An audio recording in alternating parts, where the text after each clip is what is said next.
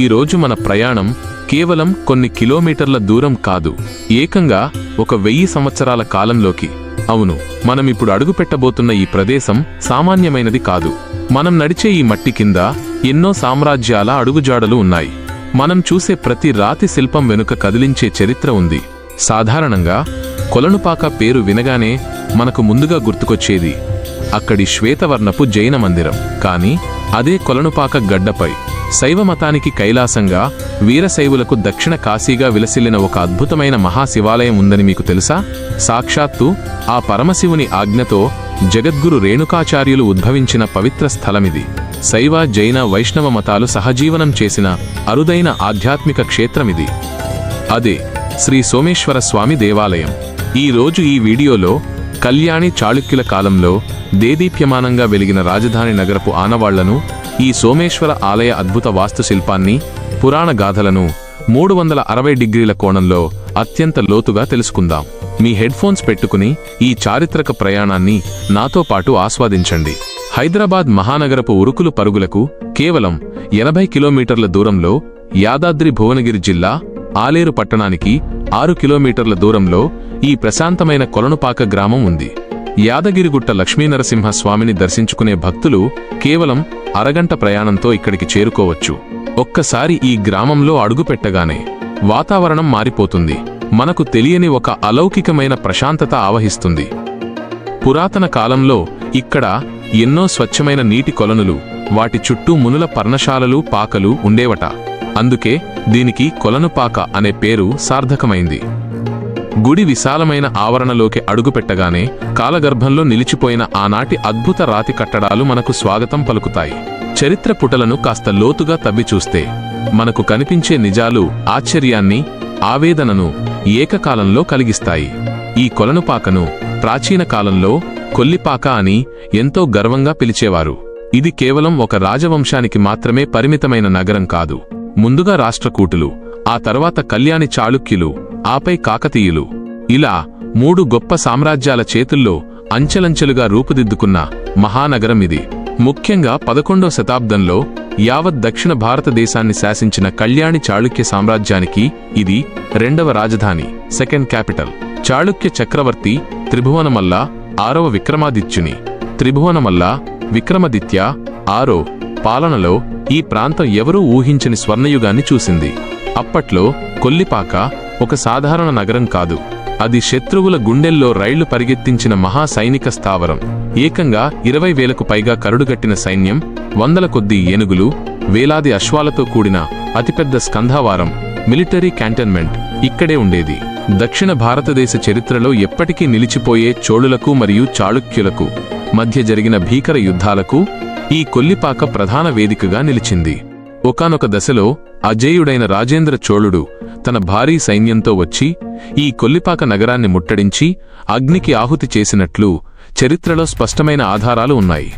అయినప్పటికీ బూడిదలోంచి ప్రాణం పోసుకున్న ఫీనిక్స్ పక్షిలా ఈ కొల్లిపాక నగరం మళ్లీ తన వైభవాన్ని చాటుకుంది. రాజకీయంగా, యుద్ధపరంగా ఎంతటి బలమైన కేంద్రమో, ఆధ్యాత్మికంగానూ కొలనుపాక అంతే దైవిక నగరం. ఒకప్పుడు ఈ ప్రాంతంలో ఏకంగా 1,00,000 లింగాలు ఉండేవని ప్రతీతి. ఎటు చూసినా 100ల కొద్దీ శివాలయాలతో, అహోరాత్రులు, వేద మంత్రోచ్చారణలతో ఈ నగరం మార్మోగిపోయేది.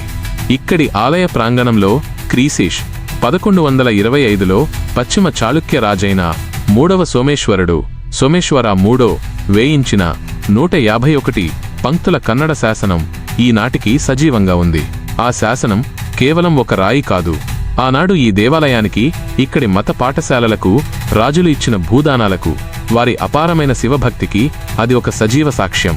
కాలక్రమంలో పరాయి రాజుల దాడుల్లో, వాతావరణ మార్పుల్లో ఆనాటి కోటలు, కట్టడాలు నేలమట్టమైన కాలానికి ఎదురొడ్డి చెక్కుచెదరని ఆత్మవిశ్వాసంతో ఇవాల్టికీ నిలిచిన ఏకైక అద్భుతం మన ఈ సోమేశ్వర ఆలయం. చరిత్రను మననం చేసుకుంటూ ఈ దేవాలయ ప్రాంగణంలో ముఖమండపంలోకి కాలు మోపగానే మన కళ్లను మనమే నమ్మలేనంత ఆశ్చర్యం కలుగుతుంది. నిర్జీవమైన రాళ్లతో కవిత్వం రాయడం ఎలా ఉంటుందో ఇక్కడి శిల్పాలను చూస్తే అర్థమవుతుంది. ఇది కేవలం భవన నిర్మాణం కాదు, 100% అచ్చమైన చాళుక్య వాస్తు శైలికి, చాళుక్యన్ ఆర్కిటెక్చర్, నాటి శిల్పుల మేధస్సుకు నిలువెత్తు అద్దం. గుడి మండపంలో వరుసగా కొలువుదీరిన ఈ నల్లరాతి స్తంభాలను, బ్లాక్ బసాల్ట్ స్టోన్ పిల్లర్స్ ఒక్కసారి నిశితంగా చూడండి. ఈ బసాల్ట్ శిలలు ఇనుము కంటే కఠినమైనవి. అలాంటి రాతిని ఎంతో సున్నితంగా మన ముఖం అందులో ప్రతిబింబించేంత నునుపుగా మిర్రర్ పోలిష్ ఎలా మార్చారు? వందల ఏళ్ల క్రితం డైమండ్ కట్టర్లు, ఎలాంటి ఆధునిక విద్యుత్ యంత్రాలు, లేత్ మషీన్స్ లేని ఆ కాలంలో కేవలం ఉలి, సుత్తి మాత్రమే ఆయుధాలుగా పట్టుకుని ఒక రాతిని ఇంత గుండ్రంగా అద్దంలా మెరిసేటట్టు ఎలా తీర్చిదిద్దారో ఊహిస్తే నేటి ఆధునిక సైన్స్కు సైతం అంతుచిక్కని రహస్యంగా అనిపిస్తుంది. ఈ స్తంభాలపై వెంట్రుకవాసి గ్యాప్తో చెక్కిన సన్నని డిజైన్లు ఆనాటి శిల్పుల అంకిత భావానికి, అసమాన నైపుణ్యానికి ప్రాణం పోసినట్లు ఉంటాయి. అలాగే మీ కళ్లను కాస్త పైకి తిప్పి మండపం పైకప్పు, సీలింగ్ వైపు చూడండి. భూమ్యాకర్షణ శక్తికి, గ్రావిటీ ఎదురెళ్ళి తలపైకి పెట్టి రాతిని తొలిచి శిల్పాలు చెక్కడం అంటే మాటలు కాదు. ఆ కఠినమైన పైకప్పు మీద నవబ్రహ్మలు, అష్టదిక్పాలకుల శిల్పాలను అత్యంత సున్నితంగా ప్రతి అణువు కొలతలతో చెక్కారు. ప్రపంచంలో ఎక్కడి నుండి విపత్తు వచ్చినా ఈ దేవాలయాన్ని రక్షించడానికి ఆ 8 దిక్కుల దేవుళ్లు పహారా కాస్తున్నారా అన్నట్లు ఉంటాయి ఆ శిల్పాలు. మండపం మధ్యలో అలంకార భూషితుడై గంభీరంగా ఆసీనుడైన ఈ నందీశ్వరుణ్ణి చూడండి. సాక్షాత్తు ఆ పరమశివుని వైపు తదేకంగా చూస్తూ ఎప్పుడెప్పుడు స్వామి పిలుస్తాడా అని ఎదురు చూస్తున్నట్లు, ప్రాణం ఉన్న జీవిలా ఎంత సజీవంగా ఉన్నాడో కదా. ఆ నందిమెడలో చెక్కిన గంటలు, ఆభరణాలు నిజమైన లోహంతో మెటల్ చేశారా అన్నంత భ్రమను కలిగిస్తాయి. ఇక ఇక్కడి నుండి స్వామివారిని దర్శించుకోవడానికి గర్భగుడి ద్వారం వైపు అడుగులేస్తుంటే ఆ ద్వారంపై చెక్కిన మకర తోరణం, పురాణాల్లో వర్ణించిన జలచరం, ఇరువైపులా నిలబడిన భయంకరమైన, అదే సమయంలో భక్తిపూర్వకమైన ద్వారపాలకుల విగ్రహాలు, ఇవన్నీ మనల్ని నేరుగా 1000 సంవత్సరాల వెనక్కి ఒక మాయాలోకంలోకి తీసుకువెడతాయి. ఈ ఆలయ ప్రాంగణంలో మీరు తప్పక దర్శించుకోవాల్సిన అరుదైన అద్భుతాలు ఇంకెన్నో ఉన్నాయి. అందులో ఒకటి పాతాళ శివాలయం. గుడి ప్రధాన ఆవరణలో భూమికి కింద అండర్గ్రౌండ్ ఈ చిన్న శివాలయాన్ని నిర్మించారు. 100 ఏళ్లు గడుస్తున్నా మట్టిలో కూరుకుపోకుండా ఆనాటి శిల్పులు దీన్ని ఎంత భద్రంగా డిజైన్ చేశారో చూస్తే ఆశ్చర్యం కలగక మానదు. ఆ చీకటి గదిలోకి అడుగుపెట్టి స్వామిని దర్శించుకుంటే ఒక తెలియని వైబ్రేషన్ మన శరీరంలో ప్రవహిస్తుంది. అలాగే ఈ గుడిని 1000 లింగాల గుడి అని కూడా స్థానికులు పిలుస్తారు. ఇక్కడే ఉన్న కోటిలింగేశ్వర స్వామి సన్నిధిని చూడండి. ఒకే ప్రధాన శివలింగంపై ఎన్నో వందల సూక్ష్మమైన లింగాలను, మినియేచర్ లింగాస్ ఎంతో ఓపికతో, అత్యంత నైపుణ్యంతో చెక్కారు. ఒకేసారి ఇన్ని శివలింగాలను ఒకే పీఠంపై దర్శించుకోవడం నిజంగా జన్మజన్మల పుణ్యఫలం. మండపాలు, ఉపాలయాలు దాటుకుని ప్రధాన గర్భగుడిలోకి అడుగుపెట్టగానే మనల్ని ఎదురొచ్చి పలకరించే ఆ శివలింగం చుట్టూ ఎంతో పురాణ చరిత్ర దాగి ఉంది. ఈ గుడి కట్టడాలు 1000 ఏళ్ల నాటివి కావచ్చు, కాని ఈ గర్భగుడిలో వెలసిన ఈ శివలింగం మాత్రం సత్యుగా నాటిదని పురాణాలు చెబుతున్నాయి. అవును, ఇది ఎవరిచేతో ప్రతిష్ఠించబడలేదు. తనకై తానుగా వెలసిన స్వయంభులింగం. ఈ స్వామికి సోమేశ్వరుడు అన్న పేరు ఎలా వచ్చిందంటే, దక్షుని శాపం వల్ల తన తేజస్సును కోల్పోయిన చంద్రుడు, సోముడు సరిగ్గా ఇదే ప్రదేశంలో పరమశివుని కోసం కఠోరమైన తపస్సు ఆచరించాడు. స్వామి కరుణతో చంద్రుడు తన పాపాలను పోగొట్టుకుని తిరిగి తన కాంతిని పొందాడు. సోముడి చంద్రుడి చేత పూజలందుకున్నాడు. కాబట్టి ఈ స్వామి శ్రీ సోమేశ్వర స్వామి అయ్యాడు. ఈ శివలింగం చూడడానికి చాలా విభిన్నంగా ఉంటుంది. ఇక్కడ స్వామివారికి పాలు, పంచామృతాలతో రుద్రాభిషేకం జరుగుతున్నప్పుడు ఆ దృశ్యం చూస్తే చాలు, మన మనసులోని భారమంతా ఇట్టే తొలగిపోతుంది. సోమవారాలు, ప్రదోషకాల సమయంలో ఇక్కడ చేసే పూజలకు విశేషమైన శక్తి ఉందని భక్తుల నమ్మకం. ఈ ఆలయానికి అత్యంత ముఖ్యమైన, విశేషమైన చారిత్రక ప్రాధాన్యత మరొకటి ఉంది. భారతదేశం నలుమూలలా శైవ మతాన్ని, ముఖ్యంగా వీరశైవం, వీరశైవిజం మహావృక్షంలా విస్తరించడానికి కారణమైన పంచాచార్యులలో 5 గురువులు, ప్రథముడైన శ్రీ జగద్గురు రేణుకాచార్య భగవత్పాదులు ఆవిర్భవించింది సరిగ్గా ఈ సోమేశ్వరలింగం నుండే.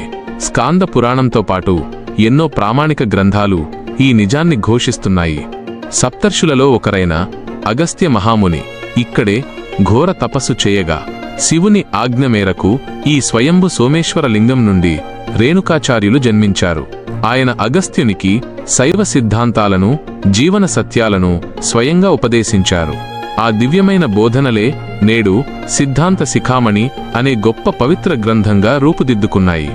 అందుకే దేశవ్యాప్తంగా ఉన్న కోట్లాది మంది వీరశైవులకు, లింగాయత్లకు ఈ కొలనుపాక అత్యంత పవిత్రమైన పుణ్యక్షేత్రం.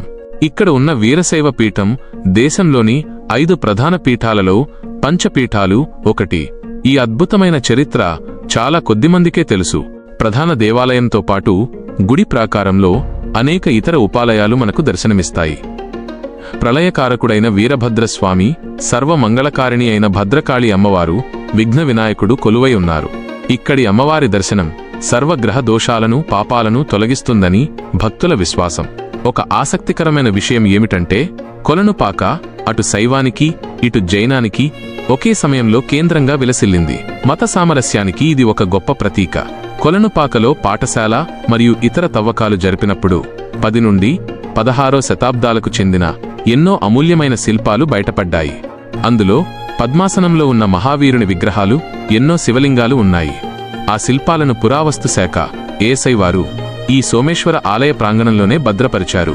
వీటిని చూస్తుంటే ఆనాటి కళాకారుల ప్రతిభకు మనం చేతులెత్తి మొక్కుతాం. ఇక పండుగల విషయానికి వస్తే, మహాశివరాత్రికి ఈ కొలనుపాక ప్రాంతమంతా లక్షలాది మంది భక్తులతో శివనామస్మరణతో మార్మోగిపోతుంది. కార్తీక మాసంలో వెలిగించే లక్ష దీపోత్సవాలు నభూతో నభవిష్యత్ అన్నట్లుగా కన్నుల పండువగా జరుగుతాయి. అలాగే రేణుకాచార్య జయంతి ఉత్సవాలను దేశం నలుమూలల నుండి వచ్చే భక్తులతో అత్యంత వైభవంగా నిర్వహిస్తారు. సో అది మిత్రులారా, కొలనుపాక శ్రీ సోమేశ్వర స్వామి దేవాలయ సమగ్ర చరిత్ర. పచ్చని పొలాల మధ్య ఒకనాటి మహాసామ్రాజ్యపు రాజధానిలో శిల్పకళా చాతుర్యాన్ని, ఆధ్యాత్మిక భావనను ఒకే చోట ఆస్వాదించాలంటే మీరు మీ జీవితకాలంలో ఒక్కసారైనా ఈ క్షేత్రాన్ని దర్శించి తీరాలి. మన తెలంగాణ గడ్డపై ఉన్న ఈ చారిత్రక సంపదను మన ముందు తరాలకు గర్వంగా పరిచయం చేయాలి. దక్షిణ భారతదేశ చరిత్రలో ఎప్పటికీ నిలిచిపోయే చోళులకు మరియు చాళుక్యులకు మధ్య జరిగిన భీకర యుద్ధాలకు ఈ కొల్లిపాక ప్రధాన వేదికగా నిలిచింది. ఒకానొక దశలో అజేయుడైన రాజేంద్ర చోళుడు తన భారీ సైన్యంతో వచ్చి ఈ కొల్లిపాక నగరాన్ని ముట్టడించి అగ్నికి ఆహుతి చేసినట్లు చరిత్రలో స్పష్టమైన ఆధారాలు ఉన్నాయి. అయినప్పటికీ బూడిదలోంచి ప్రాణం పోసుకున్న ఫీనిక్స్ పక్షిలా ఈ కొల్లిపాక నగరం మళ్లీ తన వైభవాన్ని చాటుకుంది. రాజకీయంగా, యుద్ధపరంగా ఎంతటి బలమైన కేంద్రమో, ఆధ్యాత్మికంగానూ కొలనుపాక అంతే దైవిక నగరం. ఒకప్పుడు ఈ ప్రాంతంలో ఏకంగా 1,00,000 లింగాలు ఉండేవని ప్రతీతి.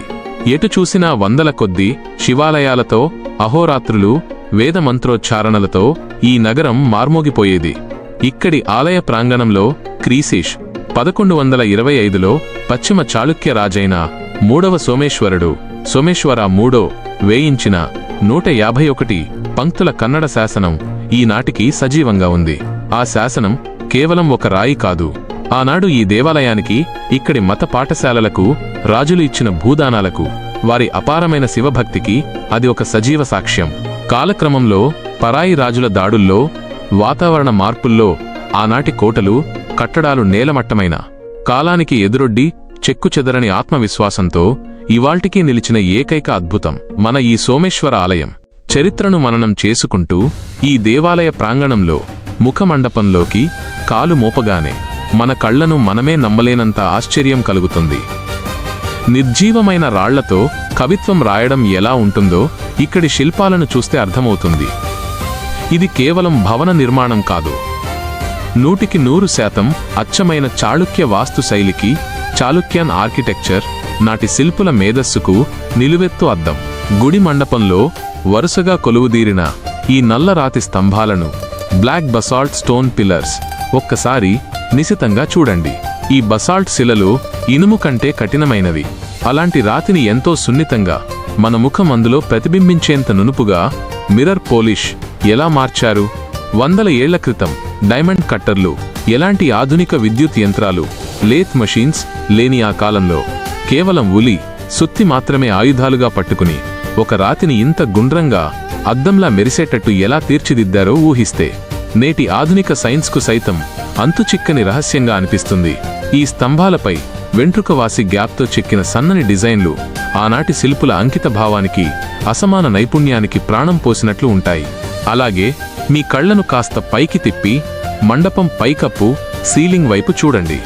భూమ్యాకర్షణ శక్తికి గ్రావిటీ ఎదురెళ్ళి తలపైకి పెట్టి రాతిని తొలిచి శిల్పాలు చెక్కడం అంటే మాటలు కాదు. ఆ కఠినమైన పైకప్పు మీద నవబ్రహ్మలు, అష్టదిక్పాలకుల శిల్పాలను అత్యంత సున్నితంగా ప్రతి అణువు కొలతలతో చెక్కారు. ప్రపంచంలో ఎక్కడి నుండి విపత్తు వచ్చినా ఈ దేవాలయాన్ని రక్షించడానికి ఆ 8 దిక్కుల దేవుళ్లు పహారా కాస్తున్నారా అన్నట్లు ఉంటాయి ఆ శిల్పాలు. మండపం మధ్యలో అలంకార భూషితుడై గంభీరంగా ఆసీనుడైన ఈ నందీశ్వరుణ్ణి చూడండి. సాక్షాత్తు ఆ పరమశివుని వైపు తదేకంగా చూస్తూ ఎప్పుడెప్పుడు స్వామి పిలుస్తాడా అని ఎదురు చూస్తున్నట్లు.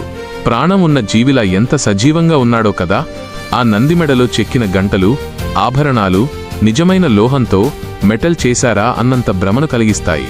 ఇక ఇక్కడి నుండి స్వామివారిని దర్శించుకోవడానికి గర్భగుడి ద్వారం వైపు అడుగులేస్తుంటే ఆ ద్వారంపై చెక్కిన మకర తోరణం, పురాణాల్లో వర్ణించిన జలచరం, ఇరువైపులా నిలబడిన భయంకరమైన అదే సమయంలో భక్తిపూర్వకమైన ద్వారపాలకుల విగ్రహాలు, ఇవన్నీ మనల్ని నేరుగా 1000 సంవత్సరాల వెనక్కి ఒక మాయాలోకంలోకి తీసుకువెడతాయి.